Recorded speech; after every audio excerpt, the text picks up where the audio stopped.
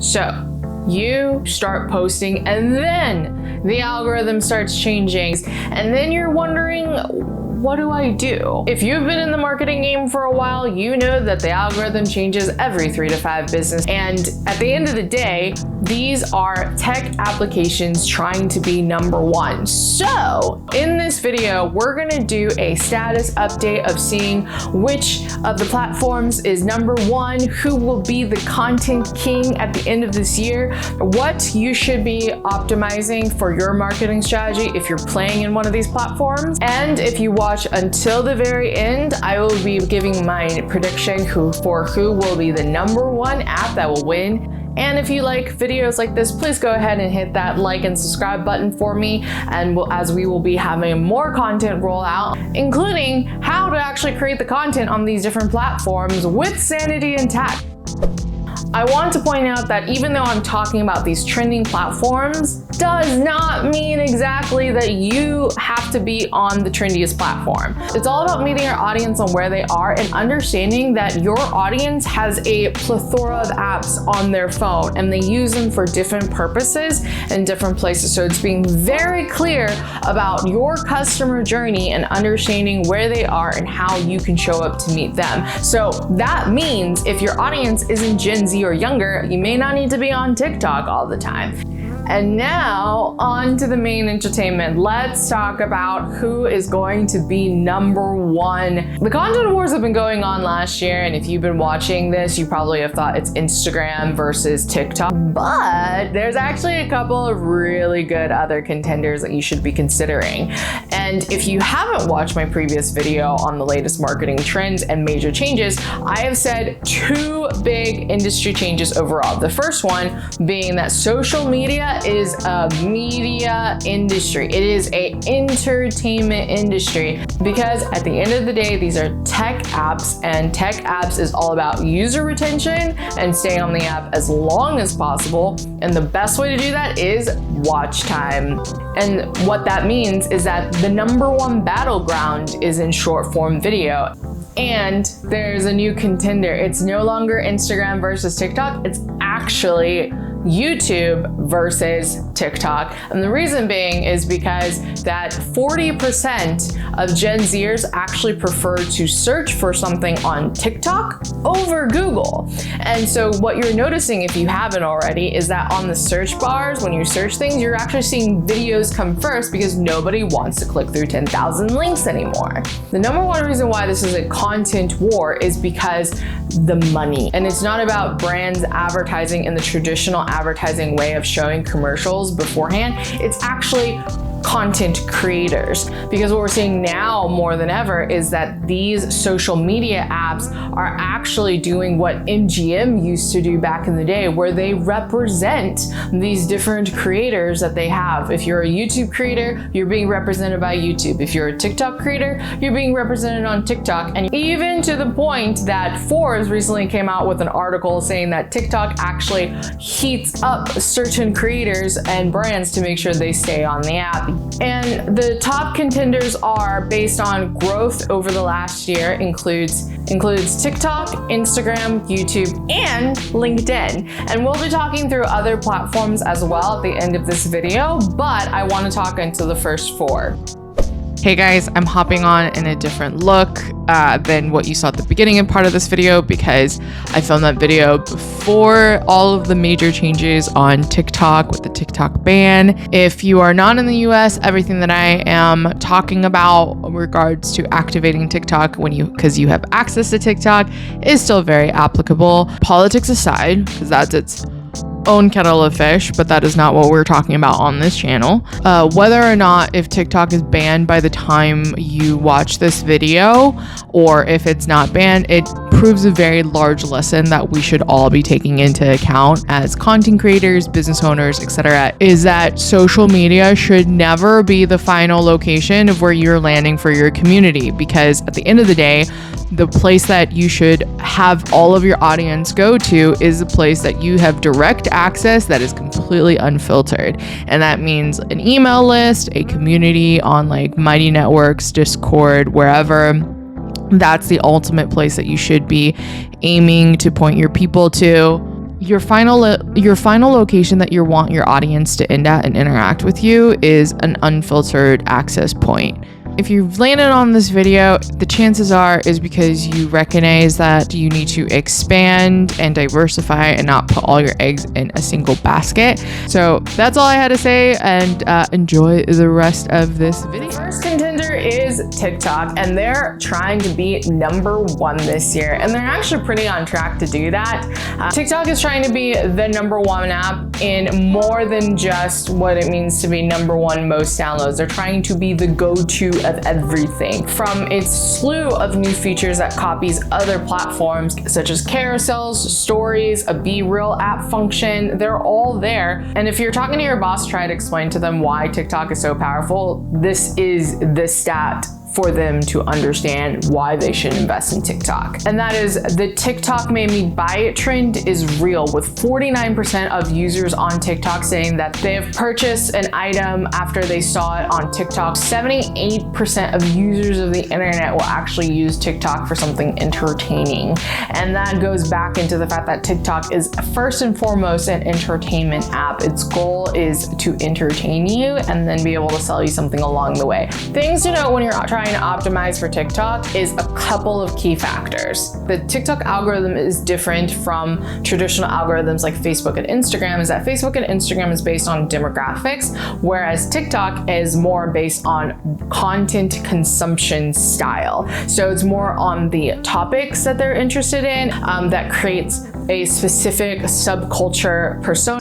But it's going to be very similar to how Hulu, Spotify, and all of those operate, where they're saying because so-and-so person is watching these specific types of shows, this specific type of content, this means that they have specific values and ideas and philosophies that they align with, because these content pieces reflect that. And marketer, you should be actually advertising based on those aligned values and less on their demographics. So with that in mind, when you're creating content, there are very specific key factors that you have to think about. It's paying attention to good storytelling, quality of content, and timing. Are you adding value in the first 3 seconds? If someone has the attention span of a goldfish, and that attention span that makes them swipe or not swipe is based on, do you add value to them in the first 3 seconds? Another thing that activates the filter function in someone's brain is, do you come across as an ad? You have to add value in a humanistic way, like I am talking with you, not like a cringy sales cardsman, but actually like someone that I genuinely trust and want to build a relationship with. And that is the stylistic way that you will actually thrive. If you show anything like a stock B-roll on TikTok, someone's gonna swipe past you. So do be careful about that. The most important thing is that it is SEO optimized. If you haven't watched my previous trend video, you will know that social media is SEO oriented and entering the SEO game. Do I still have to do trends audio? Let me explain. What TikTok wants you to do is less of doing trends, because everybody does trends and there's only so many times you can do a dance trend, but they love doing the Stitch effect. Key example is the music industry. For example, in this video, Stitch actually had a person play chords and people will sing to those chords, and that's a Stitch compilation where they are remixing and connecting to it and stitching to those chords. And then on top of that, someone will play drums, and then on top of that, someone will play another instrument, and then on top of that, someone remixes it all together like this.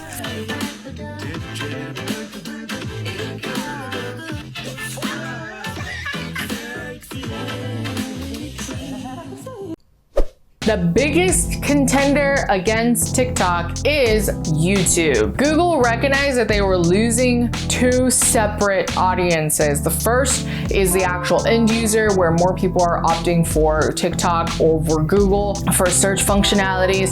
And then the second audience that they were losing out is their creators, aka their money pot. And that is because it is a lot easier to produce short form video over long format video. So YouTube Shorts audience is thus created, and YouTube Shorts is monetized as what you see by today's video. So what this means for YouTube creators is that I have this long form video that you're watching right now, but I will take this exact clip and then repurpose it onto YouTube Shorts so that if you see it more on YouTube Shorts, there's a chance that in your feed, the next time you see my face will actually be on your normal feed. And I hope that you'll actually watch some more videos of mine and explore some more marketing nerdiness in general. From a YouTuber perspective, instead of producing this one long form video that took me 10 hours to produce and all the things, I get 9 separate clips at least from this single form of video that I can constantly push out across not just social media platforms, but also on YouTube itself. And it's a really powerful way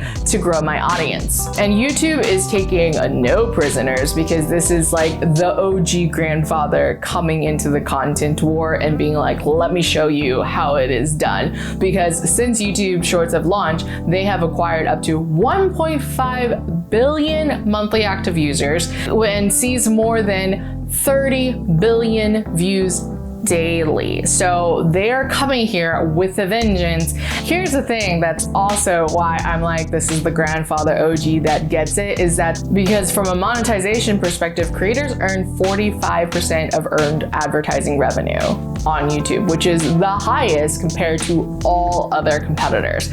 So how do you win in content on YouTube? Live in stories told by real people that allow you the ability to nerd. Let me explain. The difference between YouTube and TikTok and Instagram is that YouTube doesn't really care about the trending audio. Like, they have the trending audio function if you want to, but they're really not making that a thing, because what they care about is original content. They care about people sharing their stories in a entertaining way. So it's really more about quality over quantity at this point on YouTube. What they care about is that you're creating content not to just match a trend. They care about content that is relevant, that people want to be searching for. Again, remember, we are syncing into the biggest search engine in the world. So make sure any content that you're doing is including with SEO optimization, you're answering a need, and most importantly, across all the board, add value. Contender number 3 is Instagram, who might be having an identity crisis right now. Let me explain. In 2022, we saw Instagram go through its biggest identity crisis ever, to the point that some of its biggest influencers, aka Kylie Jenner, called them out for the fact that they are having an identity crisis, which says a lot. Historically, they've done really well in being competitive against other apps, cloning certain features like Instagram stories, where they were not only able to retain their users, but also add on top of its user to create a whole new format. When they doubled in on the Reels realm and forcing video down everyone's throat, they ended up getting called out by some of their biggest influencers. So does that mean that you still have to make Reels? Yes, because short form video is still one of the closest ways of creating that human to human interaction piece. What came out of this identity crisis is actually the most important lesson that I'm really happy about, which is goodbye picture perfect feeds. Thank God. So how to grow your Instagram today in 2023 is being less perfect. Yes, I said it. Goodbye picture perfect feed. Hello humanity, because that is the reason why people left Instagram, because they were tired of being bound and niched into a little box. And that means that Instagram is allowing people to increase more authenticity. You're starting to see user-generated content being more messy, and you're playing around with different mediums on Instagram. Keep this in mind, video is still number 1. The video is like the category painting, and you have different forms of painting. They have stories, they have reels, they have lives, they have long form content, and everything in between. And ultimately, it's up to you, content creator, to figure out what is your favorite medium of content. Trending audio, is it a thing? Yes, despite TikTok leaving the trends away. Instagram still very much there. They want the trending audio. They want to do it. The trends are a really great way for you to be introduced to a lot of new people, but also do it in a way where you can get to learn how to create content creation, because it is an art form. That being said, just like TikTok, they're slowly ebbing away that trend piece for it, and that's just because people are tired of seeing the same trend being redone in 10,000 ways. Like, we love a good mayak egg recipe go live, but how many times do you gotta redo it? Do you got SEO? Yes, SEO hashtag to the infinity. So the thing that's different between TikTok, YouTube, and Instagram is that Instagram still relies very heavily on hashtags compared to the hashtag game within YouTube, the OG SEO search engine, and TikTok, who is also equally as competitive, right? Like, those two are the two top SEO tiers. And then for Instagram, they still do rely heavily on hashtags. However, stop with the niche hashtag. It's about widening the net, getting a chance in front of people that would like your content. Again, think topics of content that you like to watch, just like shows, right? Remember, this is a media platform. Contender number 4 is LinkedIn, who is getting personal, but at a more business personal level. Let me explain. They built this app and platform for business connection and business networking. And so it's designed more like common threads for people to interact with each other in a business style networking. Now, that being said, if you've noticed over the last couple of years, people are getting a little bit more personal. They're getting a little bit more human. They're talking about their mental health more, because let's be real, part of the last couple of years in the culture world of companies is that people are realizing people are people and not machines, and have feelings and have mental health and should be treated that way, and we should not compartmentalize our conversations. And so it's showing up on LinkedIn that way. But just how personal should you get? The rule of thumb is whatever you're willing to share in a business networking one-to-one meeting is what you should be comfortable posting online. And so the style of content that you're seeing is thought leadership like 2015, long form, that is very vulnerable, but it's hooky, it's straight to the point. It's those pieces of just catching people's attention. Memes culture is very optimized on LinkedIn as well. No matter what platform or what medium that you decide to create this content in for LinkedIn, note one key thing: people don't like to be sold to. They want to have value added to them.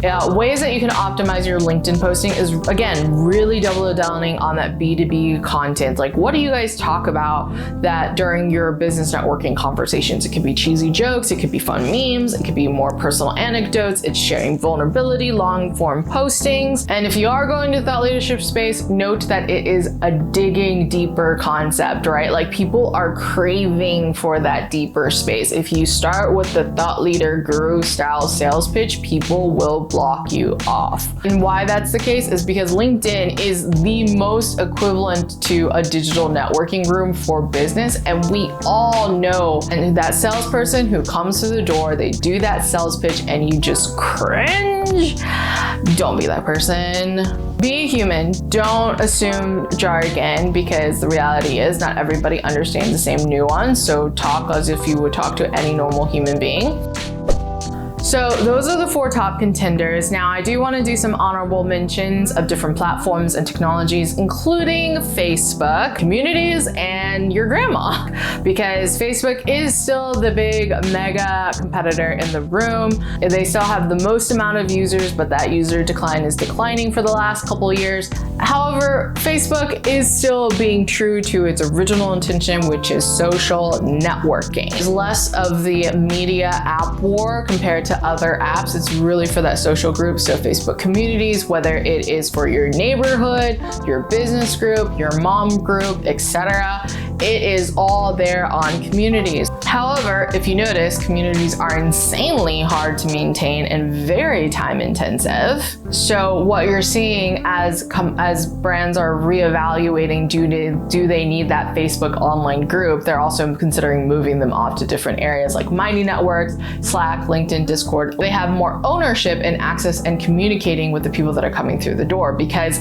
even if you post in Facebook communities, it's still going into the Facebook algorithm, so people may not hear. However, if you post in a Slack channel or a Discord channel, people are gonna hear. It is still a great place for word of mouth and for people that are actively searching, just like how people are searching on TikTok if they're younger versus Google. People that are older will actually search on Facebook, aka ask a friend. So if your audience is primarily 45 plus, Facebook is still your best friend. If you're in the home service industry and people are like searching for how to find someone who can fix my plumbing in the next 24 hours, Facebook is still your friend.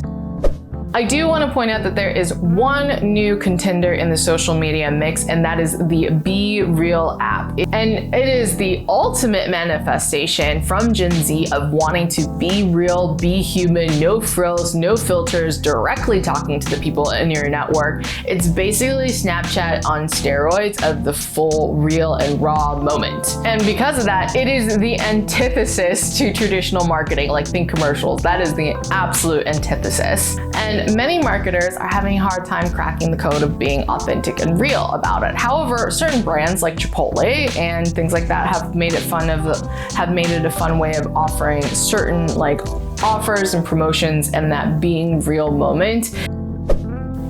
So we've talked about all the contenders, and let's talk about the most important thing that we're here is which platform should you be using to really optimize? And the answer is where your audience is. Every brand's audience is a different audience, and they have different uses of their marketing platforms to what I talked about early on at the beginning of this video.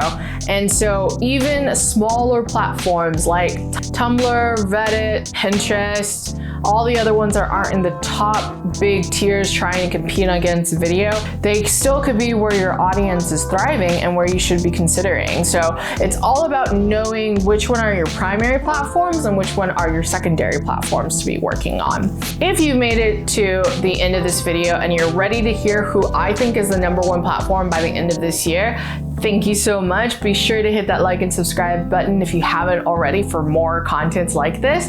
And my prediction is that by the end of 2023 going to 2024, the #1 platform will be YouTube. And it's not just because I am filming a YouTube video right now. It's because it is the #1 platform that is used by all different age groups and everybody uses it. It is tied to the largest search engine in the world, and that makes it easily accessible. The key thing about apps and starting new apps and being on apps is the adoption cycle. And if a lot of people are already on YouTube or already used to YouTube and the YouTube is entering the content game, then chances are YouTube will be #1. And the most important thing is that YouTube doesn't rely on trends or posting consistently. YouTube actually cares about quality of content and tying it with the correct people that are searching for it, because it has, again, one of the best SEO search engine options